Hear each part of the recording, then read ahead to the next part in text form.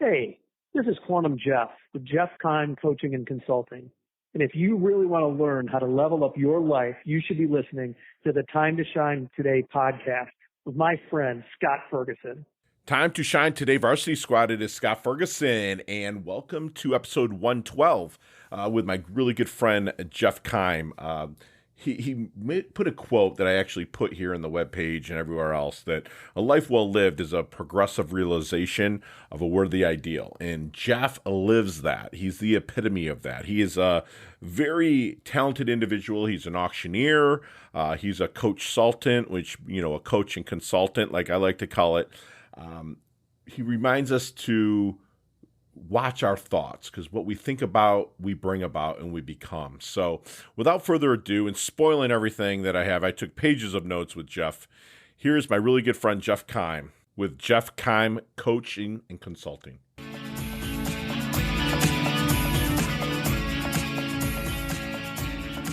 Hey, time to shine today, Varsity Squad. It is Scott Ferguson, and I am super stoked to have a fellow Midwesterner on today, Jeff Keim. He is located in Toledo, Ohio, and I used to go down there and catch me some minor league baseball games. And it's also a great little city that you drive through. A lot of history there that people do not know about. But Jeff is a quantum leap coach, a consultant and speaker. He's passionate about helping improve the results you get and the quality of your life using science and psychology to help you reach your most elusive personal and professional goals without taking what might be considered required or logical steps. And I'm stoked to hear about that, because it sounds like we're going to go a little bit outside the box on the way Jeff coaches. Jeff's eclectic journey includes positions as a multi-area director for an international sports-based ministry and the executive director of a college foundation, in addition to entrepreneurial roles as a Series 7 registered investment advisor, realtor, auctioneer, and business owner, always serving others by helping them make sound decisions and realize their dreams. So again, I am super stoked. And Jeff, if you could please come on, introduce yourself to the Time to Shine Today Varsity Squad. But first, what is your favorite color and why? Blue, and I don't know why. It's always been my favorite. It evokes a good emotion. Yeah. And I honestly don't know why, but it is. It is. It makes me, that's mine too. I mean, I got a streak of red that can kind of, goes back to my military days. It can kind of come out, but I'm literally looking at the Atlantic Ocean here, and it's a little bit kind of dark out today, but still it's nice blue. Give us your origins there. How'd you get started? Where, let's kind of take you out of high school. How'd you get started, and then work your way in to how you're helping others to level up? Sure. I originally wanted to be a financial wizard, and thought I was going to be Alex P. Keaton when I got out of college. Family ties for any of you younger listeners here. I went out to New York and I interned with Merrill Lynch out there for 2 summers. Okay. And that was going to be my track. I wanted to get a pedigree, get my card stamped really on Wall Street for about 7 years. And then I was going to go down to North Carolina and do finance down in the New Blue Ridge Mountains, where they do a whole lot of finance. But they move a lot slower paced. And so all of that was going along swimmingly well until I met my wife. And she was from here in Northwest Ohio as well. And as soon as I met her, I knew I wanted to marry her. And I knew I didn't want to raise a family in New York City. So that kind of upset that apple cart. Gotcha. Did you meet her out there from the Midwest? No, I met her here home because I only was interning. I only was spending summers in New York. That's right. Okay. And I met her in the January of 1990. So when we got married, I kicked around here a little bit, finding different things with Dun & Bradstreet as a financial analyst. But her dad is 40 years in the real estate auctioneer business, antique business. And he said to me literally one day, he said, son, you ought to learn to make some money with that mouth of yours. And he was totally serious. He was being facetious, but he was absolutely serious. And so I did. I went and I got my auctioneer's license. I went and got my real estate license, and I launched into an 18-year career in auctions and real estate, and very rewarding, although it was just something that I knew I didn't want to do going into my 40s and 50s. I didn't want to be, I didn't want the physical labor that came along with an auction business. I didn't know how to graduate that into a gallery business, because realistically, because I'm too close to my father-in-law, he's about 7 miles from here. Mm-hmm. And people still associated me with his business. They'd see me after I ran my own auction company and say, I haven't seen you around John's auctions. And just because I own my own business. Right. So from there, I became a series registered financial rep, life insurance agent, dealing in all kinds of investment opportunities. And I did that for 9 years. Successful, but I didn't enjoy it. Sure. I didn't enjoy every year starting over. And I didn't enjoy really giving people financial advice when I didn't know. It's like, I can't imagine what financial advisors tell their clients right now. I don't have to, because I'm not a financial advisor anymore. Right. You just don't know where's the market going. One day it's up 1,000, the next day it's down 1,000. Right. You never know. It's just nuts right now. But I got recruited out of that, literally recruited into professional fundraising. I'd always raised funds in my community as an auctioneer doing charity auctions. I've raised over $13 million for local charities here in Northwest Ohio, Southeastern Michigan. So I got recruited to the college as a fundraiser and the director of their foundation, head of their alumni association, and things like that. Sure. But it wasn't for me. And what I found out was that people that hire professional fundraisers don't know a thing about what professional fundraising is. Right. And I also found that academia was not for me. There's slow, and then there's really slow, and then there's glacial slow, and then there's academia slow. Right. Very hard to make changes within those organizations. And then I went through one other stint as a professional fundraiser. And again, ran into the same things. I thought I had vetted it well, but just the same things, unspoken expectations. And when you're dealing with with a board that's made up of volunteers, and they're all giving you advice, but they don't do what you do. Sure. Kind of hard to marry the two. So I didn't stay with that. And when I found myself, there later in life, and I was free to do what I wanted to do, I had always followed Bob Proctor. Yeah. And I knew once I was free from being employed by somebody else again, and back to working for myself, I knew who I wanted to do and what I wanted to do, who I wanted to do it with. And that's how I got involved with Proctor Gallagher Institute.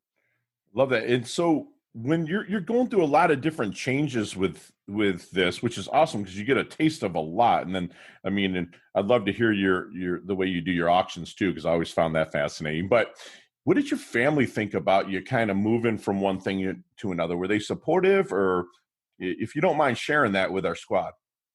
Well, it depends on who, you say family, that's a lot of people. Sure. My family, my close family always just kind of, I was always energetic, and I always just had a plan, and I always made things happen. So they just kind of said, that's Jeff. Right. He's just doing what he's doing. Right. What's he doing this year? What's he doing now? Right. My wife was incredibly supportive. Good. My wife always, and it's balanced, because my wife's greatest love language is security. So for her to be married to an entrepreneur, a serial entrepreneur, was very difficult.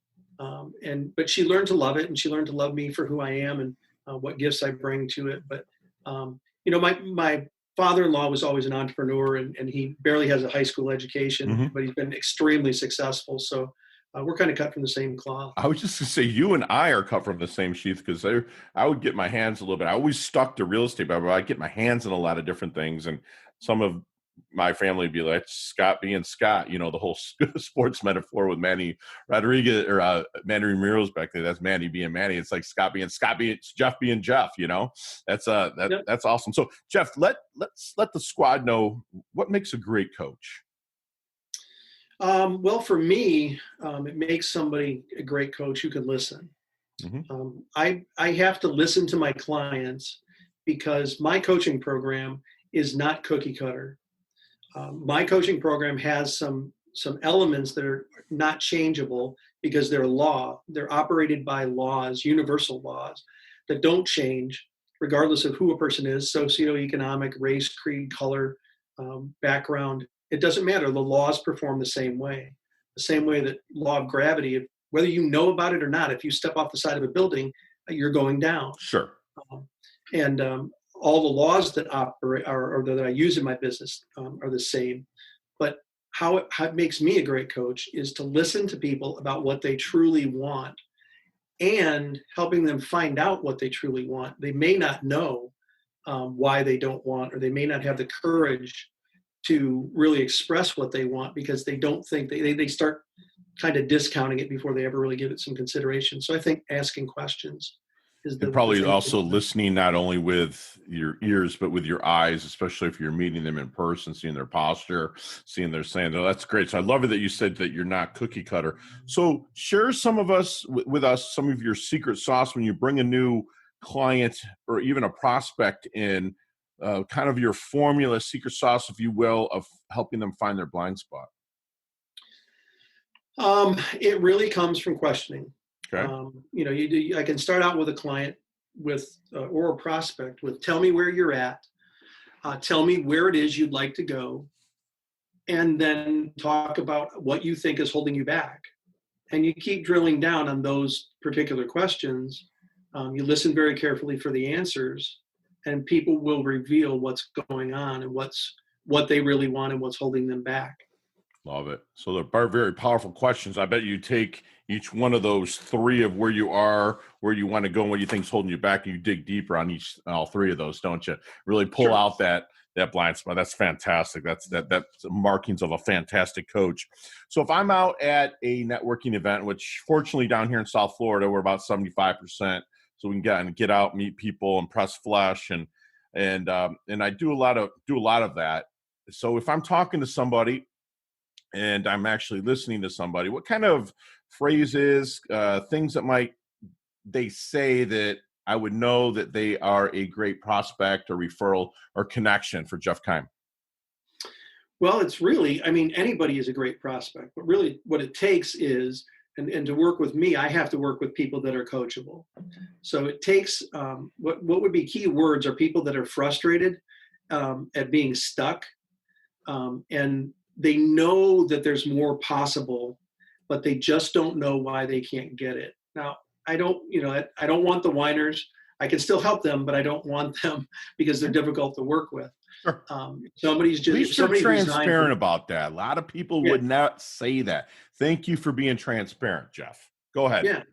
I need somebody who's, who has the first initial umption to know that there's something better. Sure. Not just that the whole thing, the world sucks, nothing works. Well, good luck working with that person. Right. But most people, even successful people, have a portion of why can't I get over the hump?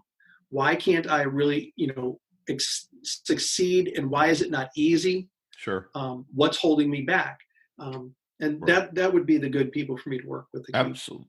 Thank you. Yeah, that's fantastic. Yeah, I love it that, and there's not, you have to be the right horse for the course, right? Like they kind of say, it's like you're not always the right fit. And that's at Time to Shine Today. That's how we built this company, is that I'm not the right fit for 98% of the people out there, and I have people in my coaching carousel like Jeff here that can help them level up. So Jeff, let's get in our DeLorean. Let's hang out with Marty McFly. A little movie reference there. Goes back to this is a little post Alex P. Keaton, but let's go out and let's hop in with Marty and go back to the 22, 23-year-old Jeff Keim. What kind of knowledge nuggets are you dropping on Jeff with the knowledge that you know now that help him level up, shorten his learning curve a little bit? Absolutely. One thing, it would be that you become what you think about.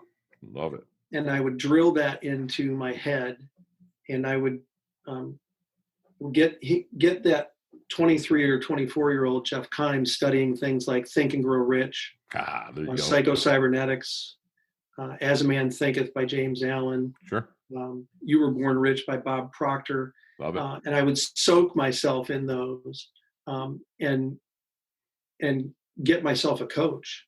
Absolutely. Because, the thing is, those books have been around and books like them for thousands of years. The mystics have talked about become what you think about for as long as there's been recorded history. Absolutely. So the information is out there. What we teach is not rocket science. Right. But having a coach to help you identify your blind spots and having somebody there to push you through when you want it, when you just want to fall back into your comfort zone. Love it. So kind of get your ass in gear, find, a solid coach. Even at that young age, my first coach, fortunately, was at 25, and I'm 48. So like, that's something that exactly what I would go back and tell myself, my younger self is, get your ass in gear, get your nose in the books, like you just mentioned, and it's funny that a lot of us that are coaches, Jeff, that we, I go back and some of them, my friends, especially that are razzing me, are like, Fergie, you're just regurgitating what, something you heard from Robbins or Rohn or something. I'm like, well, Robbins regurgitated Rohn, regurgitated Earl Nightingale, regurgitated all the way back to like Marcus Aurelius. So it's just how you portray it. And like with your background of having the sports ministry, having the auctioneer, you're able to communicate to people that are ready to level up. And that's fantastic. Thank you for sharing that. So you did a lot with a lot of different things in your lifetime. What is the big thing that Jeff Keim wants to accomplish? Well, I want to change the world, but I want to change the world one person at a time by helping them realize that their thoughts really can change their world. And once you change one person, you just rinse and repeat, and before you know it, you'll be having an impact on a worldwide basis. Love that. Love that. It's like we say here, inch by inch, it's a cinch. By the yard, it's hard. You got to do things little by little, even if that's what it takes, folks. And Jeff, when you're starting to work with somebody, or even in the discovery process, is there any good question that you wish they would ask you but never do? No, because if they don't ask it, I ask them. Okay. You don't want them to ask you any of your failures? Because that's where I'm going. I want to know how you failed and what you did to fail forward. Heck no. I mean, I think that you have to be honest with them. I mean, I wouldn't, but I don't want my clients necessarily thinking about that. I think there are no failures unless you quit. Okay. There are just there's only life lessons, and you can make mistakes. Sure. But mistakes aren't forever. Right. And you can't learn without mistakes. You can't learn without failing. I think most people are just too timid. If you don't think you're ready, great. Jump off the cliff and build a plane on the way down. Yeah. So tell us about a fail. Something where you failed forward, kept going, bit down on your mouthpiece. Let's use some sports metaphors. Come on, come with it, Jeff. Come on now. Yeah, the best one I can relate to is I literally was booked on a speaking engagement with another person. It was in my schedule, and I just completely forgot about it. I mean, maybe a reminder didn't go off on my phone or something, but right. It was 45 minutes past the time when I was supposed to be there at a booked speaking engagement with another person, and I totally, just screwed the pooch. It was out of, and I looked down, and then I looked at my schedule, and I was like, holy crap. I left this guy hanging, and he's, what do you do in that instance? I just took a mea culpa, and I'm like, shoot, I'm sorry. Called up and apologized and said I would never let it happen again. But that's pretty embarrassing. Yeah, I bet. But you still press forward and you still grew your company, which is fantastic. So, Jeff, we talk a lot about the dash here at Time to Shine today, and I want to know how you want your dash remembered. That dash is that little line in between your life date and death date. How do you want your epitaph to read? How do you want that dash remembered for Jeff Keim? That's a good question. I think my dash, I just want it to be that I realized that I was God's highest form of creation, and I worked every day to try and become the best that I could be, and love those around me, and love my neighbor as myself. Love that. The golden rule, right? Wow. I wrote that down. I got a bunch of notes here. If you have anybody's watching on YouTube, Jeff's really bringing, I just have terrible lighting because there's a storm brewing over the Atlantic, so no one can see anything on my screen. And my lights are not working. So I apologize, people. Jeff, what is your definition of a life well lived? A life well lived, would be similar to my definition of success, which the best definition I've ever heard for success is the progressive realization of a worthy ideal. So there's not an end point. You're always working toward it. It's progressive.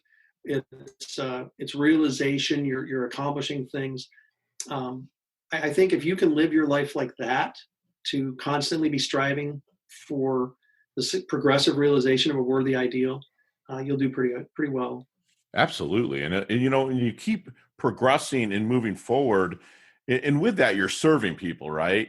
Pretty much that whole time and making things better. And I just feel, my mentors taught me the more you mentor, the more immortal you'll become. And I think that, like what you just said, with the progressive realization of a worthy ideal and knowing there's no end point, that means you're progressing the whole life. That's fantastic. I love that knowledge nugget. And the squad is too. They're going to love that. Okay. So as we wind things down here a little bit, Jeff, we move into our leveling up lightning round. And what it is 5 or 6 questions. And you and I could have a 15, 20-minute conversation on each one of them, but you got 5 seconds. You ready? On Sure. Each question. All right. What's the best leveling up advice you've ever received? That your thoughts become things. Be careful, very careful what you think about, and realize that whether you know it or not, your thoughts are becoming things. Yeah, they go into action. Absolutely. Share one of your personal habits that contributes to your success. Reading. Readers are leaders. Speaking of that, yeah, that's right. Readers are leaders. Love that. Love that. So on that note, not the flavor of the month, not what you're reading now. What is the go-to book that you would hand somebody to level up their life?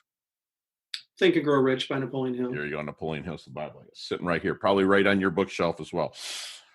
What's the most commonly used emoji when you text?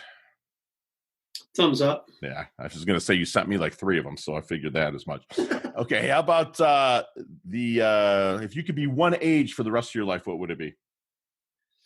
My current age. There's no better place than here, and there's no better time than now. Than now, baby. That's right. Stay present. What's your favorite charity and or organization you like to give your time and or money to? Rotary International. Rotary, beautiful. And last question, what is the best decade of music, 60s, 70s, 80s, or 90s? It's a tie between the 70s and 80s, and they'll fight it out. Transitional, man. That's like mine and yours generation, where you have the 70s where you could go disco tech, you could go, some classic rock and roll. Yeah. That's absolutely. Jeff, how can we find you? Best place to find me is on LinkedIn. You just go to jefflinkedin.com is the best way, and that'll get you right to my LinkedIn. You can message me there, or other ways to get a hold of me. Okay, no problem. I'm going to put all of that in the show notes. And Jeff, if you could, please leave the Time to Shine Today squad with one last knowledge nugget you want them to take with them, internalize, and put into action. Yeah, one last nugget would be realize that you have more power by using your mind than you'll ever have doing anything mechanically. And you need to spend some time learning how you think and how it's affecting your life. And realize that you have a lot of control over what happens. You really shouldn't pay any attention to circumstance or conditions outside of you. All your answers lie within you. And I would recommend getting a coach, whether it's me, whether it's somebody else. Work with somebody. The best athletes in the world all have coaches. All of them, right? Yeah. All of them. And look at somebody like Michael Jordan. Sure. When he was NBA MVP, Defensive Player of the Year, won the slam dunk competition, and Doug Collins was his coach. He did well, but he didn't do well for his team. When he got with Phil and got, some transitioned into not being he was still the star, but it wasn't all about him scoring, and they started running the triangle offense. Yeah. That's when they went and won 6 championships. Yeah, I hate him. No, that's okay. I'm a bad boys guy, but no, I respect the heck out of Michael Jordan. I feel you, Jeff. I get it, but I just can't throw him too much, especially after he's ripping my bad boys on there. You know what I'm saying? It's when we'll talk about how the bad boys brought in Chuck Daly. You can talk. Good coaches talk about Chuck Daly. He was something else. Yeah, Yeah, no, Michael Jordan's the GOAT, and he's the best ever. It's funny. I'm having Tim Grover, who wrote the book Relentless, on here. That was Jordan, Kobe, Dwayne Wade's, all of their strength and conditioning coaches, and he wrote that book Relentless, and I had to get him on. He's coming on in 2 weeks, and the stories that he even told me in our discovery interview were amazing about Jordan. So it's gonna be a lot of fun. But listen, squad, you guys have just had a mastermind class pretty much for free from a gentleman who knows that he's God's highest form of creation. He's always living a life of progressive realization of a worthy ideal, knowing that there is no end point. You have more power using your mind than you do anything, mechanically. Supportive wife and family, which helps him try different endeavors, and he excels in each one of them. A great coach listens to what he truly wants. If you're frustrated, stuck, and you're ready to kick ass and not sit on your ass, and you really want to level up, a guy like Jeff is the person you want to call. He's humble, yet he's hungry. He's fired up. He's leveled up. And Jeff, you're part of our squad now. And thank you so much for coming on. I thank you. Have a great day. Hey, thanks so much for listening to this episode of Time to Shine Today podcast. Proudly brought to you by Sutter & Nugent Real Estate Excellence, who can be reached at 561-249-7266 and online at www.sutterandnugent.com. If you're a business owner or professional who would like to be interviewed on Time to Shine Today, please visit timetoshinetoday.com/guest. If you like this episode, please subscribe on Apple Podcasts, Google Podcasts, Stitcher, Spotify, iHeartRadio, or wherever you get your podcasts. There's a link in the show notes to our website. Also there, you will see our recommended resources. We hope that you will support our show by supporting them. If you like what you've been listening to, it'd be great if you could just give us a 5-star rating and tell your friends how to subscribe while you're at it. I'm your host, Scott Ferguson, and until next time, let's level up. It's our time to shine.